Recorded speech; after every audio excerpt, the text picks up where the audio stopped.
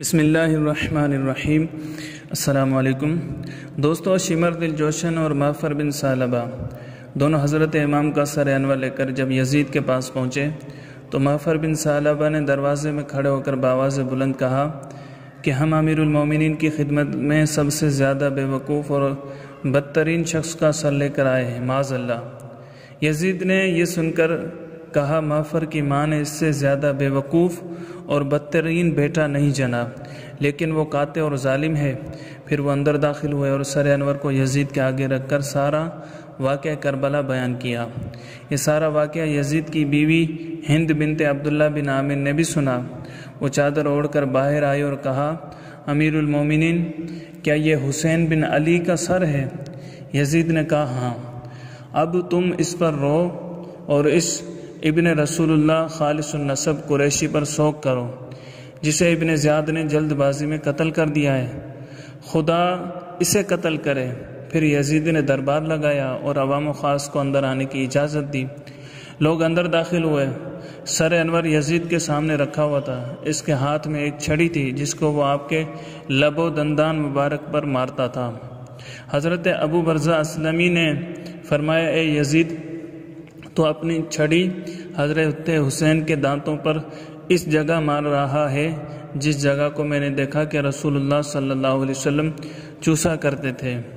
بے شک اے یزید، کل قیامت کے دن جب تو آئے تو تیرا شفیع ابن زیاد ہوگا، اور یہ حسین آئیں گے تو ان کے شفیع حضرت محمد صلی اللہ علیہ وسلم ہوں گے۔ یہ کہہ کر وہ وہاں سے چلے گئے۔ یزید نے امام کے سر انور سے مخاطب ہو کر کہا، اے حسین، خدا کی قسم اگر میں تمہارے ساتھ ہوتا تو تمہیں قتل نہ کرتا۔ پھر یزید نے حاضرین سے کہا، کیا تم جانتے ہو کہ ان کا یہ انجام کیوں ہوا؟ اس لیے کہ یہ کہتے تھے کہ ان کے باپ علی میرے باپ معاویہ سے اور ان کی ماں فاطمہ میری ماں سے اور ان کے جد امجد رسول اللہ صلی اللہ علیہ وسلم میرے جد سے بہتر تھے، لہٰذا یہ خلافت کے مجھ سے زیادہ مستحق تھے۔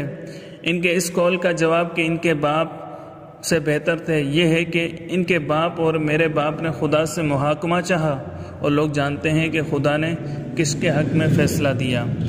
ان کا یہ کہنا کہ ان کی ماں میری ماں سے بہتر تھیں، تو مجھے میری ماں کی قسم بلا شبہ وہ میری ماں سے بہتر تھیں، اور ان کا یہ قول کہ ان کے جد امجد رسول اللہ صلی اللہ علیہ وسلم میرے دادا سے بہتر تھے، تو میں اپنی جان کی قسم کھا کر کہتا ہوں کہ کوئی مسلمان جو اللہ اور یوم آخرت پر ایمان رکھتا ہے وہ ہم میں سے کسی کو بھی رسول اللہ صلی اللہ علیہ وسلم کے برابر اور ہمسر نہیں ٹھہرائے گا۔ لیکن ان پر جو یہ مصیبت آئی ہے وہ ان کے نہ سمجھنے کی وجہ سے آئی ہے۔ اس کے بعد اسیران اہل بیت بھرے دربار میں اس کے سامنے پیش کیے گئے۔ حضرت امام کا سر انور ان کے سامنے ہی رکھا ہوا تھا۔ جب حضرت امام کی بیٹیوں حضرت فاطمہ اور حضرت سکینہ نے سر انور کو دیکھا تو بے ساختہ ان کی چیخیں نکل گئیں۔ پھر یزید کے سامنے امام زین العابدین، خواتین و اطفال اہل بیت کو حالت اسیری و شکستہ حالی پیش کیا گیا۔ حضرت فاطمہ بنت حسین نے جو سکینہ سے بڑی تھی کہا، اے یزید، کیا رسول اللہ کی بیٹیاں قیدی ہیں؟ امام زین العابدین نے فرمایا، اگر رسول اللہ صلی اللہ علیہ وسلم ہمیں زنجیروں میں جکڑا ہوا دیکھتے تو ضرور ہماری ہتھ کڑیوں اور بیڑیوں کو کھول دیتے۔ یزید نے کہا، تم سچ کہتے ہو، اور حکم دیا کہ ان کی زنجیریں کھول دو۔ پھر یزید نے حضرت زین العابدین کو مخاطب کر کے کہا، تمہارے باپ نے مجھ سے قطع رحم کیا، میرے حق کو نہ جانا، اور میری سلطنت نے مجھ سے جھگڑا کیا۔ پھر اللہ نے جو کچھ اس کے ساتھ کیا وہ تم نے دیکھ لیا ہے۔ حضرت زین العابدین اس کے جواب میں یہ آیت پڑھنے لگے کہ جو کوئی بھی مصیبت روئے زمین پر اور خود تم پر نازل ہوتی ہے اور اس نوشتے میں لکھی ہوئی ہے جو پیدائش عالم سے پہلے ہم نے لکھ رکھا ہے۔ یزید نے اپنے بیٹے خالد سے کہا، اس کا جواب دو، لیکن اس کی سمجھ میں جواب نہ آیا تو یزید نے خود بتایا، تم کہو جو مصیبت تمہیں پہنچی ہے وہ تمہارے ہی اعمال کا نتیجہ ہوتی ہے اور بہت سی خطائیں اللہ معاف کر دیتا ہے۔ اسی اثنا میں ایک ظالم شامی نے حضرت فاطمہ بنت حسین کی طرف اشارہ کرتے ہوئے کہا، امیر المومنین یہ لڑکی مجھے دے دو۔ یہ سن کر حضرت فاطمہ ڈر گئیں اور حضرت زینب کا کپڑا پکڑ لیا۔ حضرت زینب نے شامی کو ڈانٹا کہ تو جھوٹ بکتا ہے اور بدبخت، یہ لڑکی شرعاً نہ تجھ کو مل سکتی ہے اور نہ یزید کو، چونکہ حضرت سیدہ نے یزید کے متعلق بھی کہہ دیا تھا، اس لیے یزید نے غضبناک ہو کر کہا، تم جھوٹ کہتی ہو، خدا کی قسم اگر میں چاہوں تو اس لڑکی کو لے سکتا ہوں۔ حضرت زینب نے کہا، خدا کی قسم تو نہیں لے سکتا، اللہ نے تجھے یہ حق نہیں دیا، ہاں اگر تم ہماری ملت سے خارج ہو جاؤ اور ہمارے دین اسلام سے خارج ہو جاؤ اور ہمارے دین اسلام کو چھوڑ کر کوئی اور دین اختیار کر لو تو پھر تم لے سکتے ہو، یعنی جب تک مسلمان کہلاتے ہو مسلمان عورت کو مال غنیمت کے طور پر نہیں رکھ سکتے۔ اس پر یزید سخت برہم ہو کر کہنے لگا، تم مجھ سے اس طرح کہتی ہو، دین سے تو تمہارا باپ اور تمہارا بھائی خارج ہوئے تھے۔ حضرت زینب نے فرمایا، اللہ کے اور میرے جد امجد اور میرے باپ اور میرے بھائی کے دین ہی سے تو نے اور تیرے باپ دادا نے ہدایت پائی ہے۔ یزید نے کہا، او خدا کی دشمن، تو جھوٹ بکتی ہے، معاذ اللہ۔ سیدہ نے فرمایا، ہے تو امیر اور اپنی بادشاہی کی وجہ سے ناحق سختی اور بد زبانی کرتا ہے۔ یزید اس پر شرما کر خاموش ہو گیا۔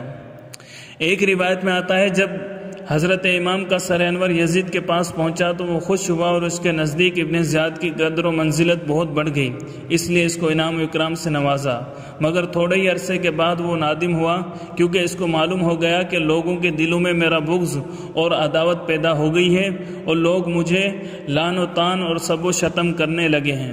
پھر وہ ابن زیاد کو گالیاں دینے لگا کہ خدا کی مار ہو ابن مرجانہ پر، اس نے حسین کو قتل کر کے مسلمانوں کے دلوں میں میرے لیے بغض و عداوت کا بیج بو دیا، اور ہر نیک و بد آدمی قتل حسین کی وجہ سے میرا دشمن بن گیا۔ خدا ابن زیاد پر لعنت کرے اور اس پر اپنا غضب نازل کرے۔ جب ابن زیاد نے حضرت حسین کو مع ان کے رفقا قتل کر دیا تھا اور ان کے سروں کو یزید کے پاس بھیجا تھا، تو یزید امام کے قتل سے اولاً تو خوش ہوا اور اس کی وجہ سے ابن زیاد کی قدر و منزلت اس کے نزدیک زیادہ ہو گئی، مگر وہ اس خوشی پر زیادہ دیر تک قائم نہ رہا، حتیٰ کہ پھر نادم ہوا۔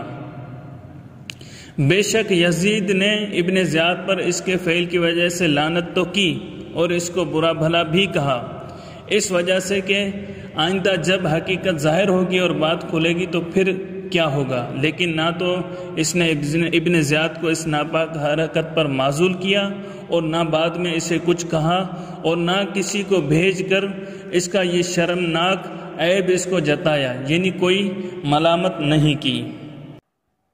علامہ امام ابن حجر مکی شافعی روایت نقل فرماتے ہیں، اور جب یزید نے حضرت حسین کے سر مبارک کے ساتھ بے ادبی کی جیسا کہ گزرا، تو اس وقت یزید کے پاس قیصر روم کا سفیر بھی موجود تھا۔ اس نے بہت متعجب ہو کر کہا کہ ہمارے ہاں ایک جزیرے کے دیر یعنی گرجا میں حضرت عیسیٰ علیہ السلام کے گدھے کے کھر کا نشان ابھی تک محفوظ ہے، سو ہم ہر سال ہدیے نذرانے اور تحفے لے کر اس کی زیارت کو جاتے ہیں اور اس کی اسی طرح تعظیم کرتے ہیں جس طرح تم لوگ اپنے کعبے کی کرتے ہو، بلا شبہ تم لوگ جھوٹے اور بیہودہ ہو۔ اسی طرح اس وقت وہاں ایک ذمی یہودی بھی موجود تھا، اس نے کہا، میرے اور پیغمبر داؤد علیہ السلام کے درمیان 70 پشتیں گزر چکی ہیں، یعنی میں ان کی اولاد میں سے ہوں، لیکن اب تک یہودی میری تعظیم اور میرا احترام کرتے ہیں، اور تم نے اپنے نبی کے فرزند کو اس طرح بے درے قتل کر دیا۔ اس کے بعد یزید پلیت نے حکم دیا کہ سروں کو 3 روز تک دمشق میں پھراؤ اور شہر کے دروازوں پر لٹکاؤ۔ چنانچہ منہال بن عمر فرماتے ہیں، خدا کی قسم جب حضرت حسین کے سر کو نیزے کے اوپر چڑھائے گلیوں بازاروں میں پھرایا جا رہا تھا تو میں اس وقت دمشق میں تھا، میں نے بچشم خود دیکھا کہ سر مبارک کے سامنے ایک شخص سورہ کہف پڑھ رہا تھا۔ جب وہ اس آیت پر پہنچا، کیا تو نے جانا کہ بے شک اصحاب کہف اور رقیم ہماری نشانیوں میں سے ایک عجوبہ تھے، تو اللہ تعالیٰ نے سر انور کو گویائی دی۔ اس نے بزبان فصیح کہا، اصحاب کہف کے واقعے سے میرا قتل اور میرے سر کو لیے پھرنا عجیب تر ہے، بلا شبہ عجیب تر ہے، اس لیے کہ اصحاب کہف جن کے خوف سے گھر بار ساز و سامان وغیرہ چھوڑ کر نکلے اور غار میں چھپے تھے، وہ لوگ کافر تھے، لیکن حضرت امام اور آپ کہ اہل بیت اور انصار کے ساتھ ظلم و ستم اور انتہائی بے حرمتی کرنے والے ایمان و اسلام کے دعوے دار تھے۔ اصحاب کہف ولی اللہ تھے اور یہ سید الانبیاء صلی اللہ علیہ وسلم کے جگر کے ٹکڑے تھے۔ اصحاب کہف کے ساتھ ایسا نہیں ہوا جیسا کہ ان کے ساتھ ہوا۔ اصحاب کہف سال ہا سال کی طویل نیند کے بعد اٹھے اور بولے تو آخر وہ زندہ تھے، لیکن حضرت امام کے سر انور کا جسم سے جدا ہونے کے کئی روز بعد نیزے کی نوک پر بولنا یقیناً اس واقعے سے عجیب تر ہے۔ علامہ حافظ امام ابن الخطاب ابن وجیہ رحمۃ اللہ تعالی نے نقل فرماتے ہیں کہ جب یزید پلید نے حضرت امام حسین کا سر انور دمشق میں لٹکوایا تو حضرت خالد بن غفرہ رضی اللہ تعالیٰ عنہ کہ افاضل تابعین سے تھے، انہوں نے اپنے آپ کو چھپا لیا اور 1 ماہ تک باہر نہ نکلے۔ 1 ماہ کے بعد جب باہر نکلے تو لوگوں نے ان سے عزلت کا سبب پوچھا۔ انہوں نے فرمایا، دیکھتے نہیں ہو یہ کیسا دور ابتلا کا دور ہے؟ اور پھر یہ اشعار پڑھے، اے حضرت محمد صلی اللہ علیہ وسلم کی پاک بیٹی کے پاک فرزند، یہ لوگ تمہارے سر انور کو خون آلودہ لائے۔ اے نواسہ رسول، انہوں نے آپ کو قتل کر کے گویا علانیہ طور پر رسول اللہ کو قتل کیا۔ ان ظالموں نے آپ کو سخت پیاس کے حالت میں قتل کیا اور تدبر نہیں کیا کہ آپ کے قتل سے اور قرآن اور اس کے علوم جاتے رہیں گے۔ یہ بدبخت آپ کو قتل کر کے فخر و غرور میں مبتلا ہیں، حالانکہ انہوں نے آپ کے ساتھ تکبیر و تحلیل کا خاتمہ کر دیا، یعنی سرمایہ اسلام ختم ہو گیا۔ اس کے بعد یزید کے حکم سے پہلے تو ان ستم رسیدہ افراد کو ایک الگ مکان میں رکھا گیا۔ بعد میں یزید نے اہل بیت کی عورتوں کو خاص اپنے گھر میں بلا لیا اور اپنے گھر کی عورتوں سے کہا کہ ان سے افسوس اور اظہار ہمدردی کرو۔ چنانچہ جب اہل بیت کی بیویاں نہایت ابتر حالت میں یزید کے گھر آئیں تو یزید کے گھرانے کی کوئی عورت ایسی نہ تھی جو ان سے ملنے نہ آئی ہو اور اس نے ان کی حالت زار پر ماتم نہ کیا ہو۔ چنانچہ یہ 3 دن تک یزید کے گھر پر نوحہ اور ماتم بپا رہا۔